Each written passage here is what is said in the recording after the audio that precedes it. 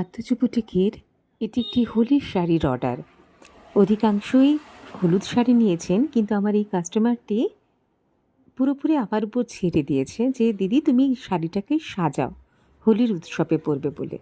তো আমি শাড়িটাকে সাজিয়েছি রবীন্দ্রনাথের বসন্তের গান দিয়ে, যেমন নীল দিগন্তে ফুলের আগুন লাগলো, ওরে গৃহবাসী, মধুর বসন্ত এসেছে। এই বসন্তের গানগুলো দিয়ে আমি মানে শাড়িটির বুকের পোর্শনটা সাজিয়েছি। আর সারা শাড়িটি জুড়ে পাড় ধরে টেম্পল পাড় গেছে, মাল্টি কালার দিয়ে টেম্পল পাড় গেছে। এবার চলে আসি শাড়ির আঁচলে। আঁচলটা আমি সাজিয়েছি জাপানের এই বসন্তকালের বিখ্যাত একটি ফুল, সারা জাপান জুড়ে এখানে থাকে যে ফুলটি, সেটা হলো চেরি ব্লসম।